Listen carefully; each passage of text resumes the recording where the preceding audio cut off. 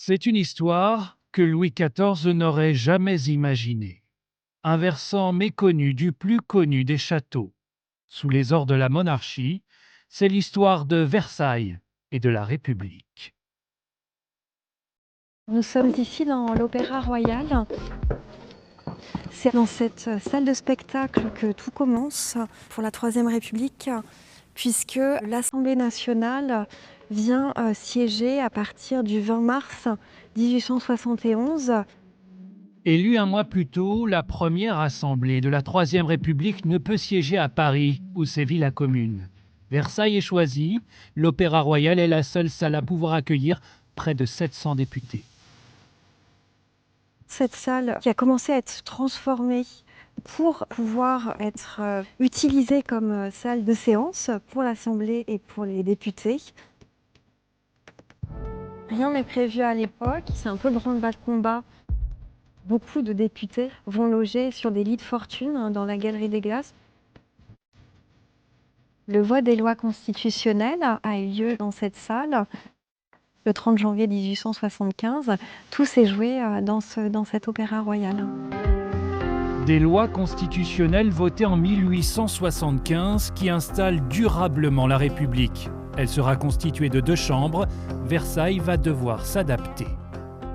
Nous sommes dans l'aile du Midi, c'est-à-dire l'aile sud du château, qui est l'endroit où va être installée l'Assemblée nationale à partir de 1875, au moment où il y a cette création des 2 chambres. Le Sénat garde l'aile nord du château et l'Assemblée s'installe totalement dans l'aile sud du château. Et donc l'architecte Edmond Joly, l'architecte de l'Assemblée, prend en main en quelque sorte les lieux et va installer la salle du Congrès dans la grande cour de cette aile du côté de la ville. Voilà, alors on arrive là dans la salle du Congrès. La salle est conçue avec en partie basse ce grand amphithéâtre en fait, pour installer à la fois les députés, mais aussi les sénateurs en cas de réunion du Congrès, donc la réunion des 2 assemblées. C'est pour ça qu'elle est beaucoup plus spacieuse en fait, que les salles d'assemblée parisiennes du Palais Bourbon et du Luxembourg. En 1875, on a encore un grand décor versaillais. Ce qui est amusant, c'est ce symbole versaillais qui est le soleil de Louis XIV, le soleil radiant, qui est vraiment un symbole monarchique par excellence. La salle comprenait à l'origine à peu près 1500 places. Voilà, le nombre de députés et de sénateurs a un peu évolué avec le temps, mais elle peut encore aujourd'hui accueillir complètement les 2 assemblées. Le Congrès se réunit de temps en temps ici pour des révisions de la Constitution ou pour les allocutions du président de la République depuis 2009. Une salle qui a aussi vu l'élection de 15 présidents élus par les parlementaires sous la Troisième et Quatrième République. On avait une table sur laquelle on plaçait l'urne au moment du vote pour l'élection du président de la République. Les votes qui étaient dépouillés dans une salle voisine du musée, la salle de Marengo.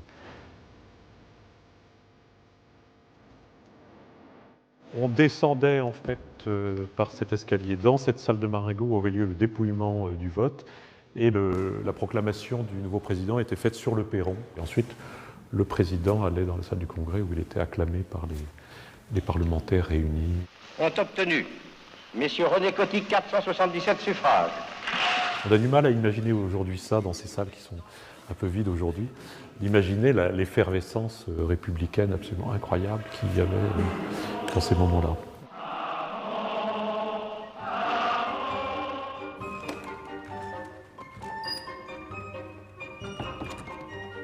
Alors nous sommes en fait dans l'appartement du président du Congrès, qui est aujourd'hui occupé plutôt par la présidence de l'Assemblée nationale quand il y a réunion du Congrès à Versailles, c'est-à-dire dans le château de Versailles, tout au bout de l'aile sud du château, dans un appartement qui est en quelque sorte un espace corollaire de la salle du Congrès et qui a été aménagé comme elle en 1875 dans un ancien appartement historique. Et ce sont des lieux qui ont été sous la garde de l'Assemblée jusqu'en 2005 en fait, et là il y a une loi qui a rendu un certain nombre d'espaces à l'établissement public du château de Versailles. Depuis, seule la salle du Congrès appartient encore à l'Assemblée. Le château a repris ses droits mais s'efface quand la République revient à Versailles. Nous sommes tenus de libérer les espaces, c'est ça, lorsque le congrès a lieu, c'est toujours un lundi. Ce qui est bien, c'est le jour de fermeture du château au public, donc c'est parfait. L'Assemblée arrive et investit véritablement cette aile sud du château pendant une journée pour ces réunions du Congrès.